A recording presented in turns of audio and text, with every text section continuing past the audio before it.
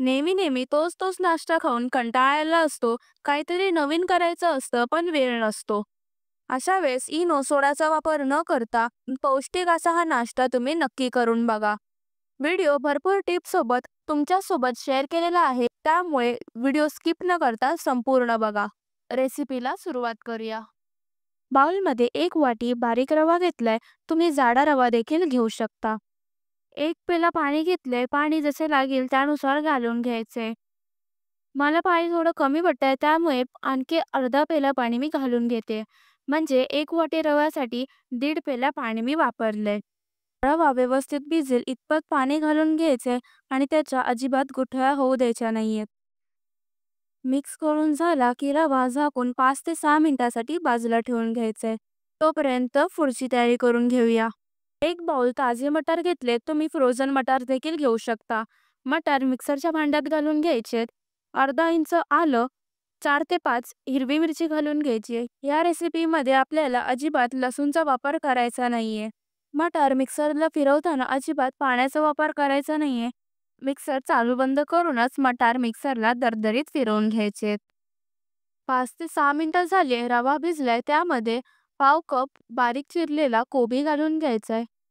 मला जमेल तितकं बारीक मी गाजर चिरून घेतलाय. तुम्हाला हवं असल्यास तुम्ही गाजर किसूनही घेऊ शकता. भाज्या तुम्ही तुमच्या आवडीनुसार घालू शकता. मिक्सरला फिरवून घेतलेला मटार ह्यामध्ये घालून घ्यायचे.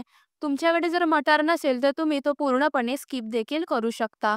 पण असेल तर नक्की घाला. त्याने नाश्ता पौष्टिकही होतोच आणि चवीला सुद्धा खूप छान होतो. बारीक चिरलेली पाव कप कोथिंबीर घालून घेतली. बारीक चिरलेला कांदा, चवीनुसार मीठ घातले.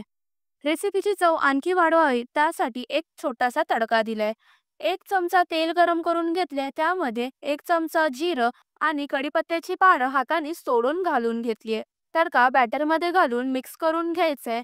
असा तडका घातल्यामुळे रेसिपीला आणखी छान चव येते. या बॅटरमध्ये थोडेसे चिली फ्लेक्स घालायचे. जर लहान मुलं खाणार असतील तर तुम्ही स्किप देखील करू शकता. नाश्ता आणखी चटपटीत व्हावा यासाठी अर्धा लिंबू पिळून घालायचे. तडका पॅनमध्ये छोटा 1 चमचा तेल घालून गॅसची फ्लेम लो ठेवून पॅनकेकचं बॅटर आहे ते घालून घ्यायचंय. झाकण ठेवून अर्धा मिनिटभर पॅनकेक शेकवून घ्यायचे. दुसऱ्या बाजूने शेकवताना झाकण ठेवायचं नाहीये. मटार घातल्यामुळे या रेसिपीला थोडा डार्क रंगच येतो. मटारचा हिरवा रंग आणि घातलेल्या आणखी भाज्या यामुळे रेसिपी रंगीबेरंगी दिसते आणि असं काही वेगळं असलं की मुलं देखील आवडीने खातात. मी इथे तडका पॅन घेतलाय. तडका पॅन घेतल्यामुळे सगळेच पॅनकेक एका आकाराचे होतात. तुम्हाला जर वेळ नसेल, झटपट करायचं असेल तर तुम्ही डोसा पॅन सुद्धा घेऊ शकता. एकाच वेळेस तुमच्या पॅनच्या आकारानुसार 3 ते 4 पॅनकेक तुम्ही घालून करून घ्या. तुम्ही पॅनकेकच्या ऐवजी याच बॅटरपासून आप्पे देखील करू शकता. इथे माझे सगळे पॅनकेक तयार झालेत. मी तुम्हाला एक पॅनकेक तोडून दाखवलाय. तुम्ही बघू शकता किती मऊ, लुसलुशीत, पौष्टिक असे पॅनकेक तयार झालेले आहेत. सॉस सोबत किंवा चटणी सोबत तुम्ही हे सर्व करू शकता. रेसिपी आवडली असल्यास व्हिडिओला एक लाईक नक्की करा.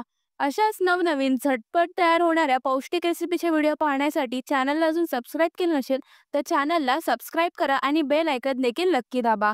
भेटूया अशाच पुन्हा एका नवीन रेसिपी सोबत. तोपर्यंत धन्यवाद.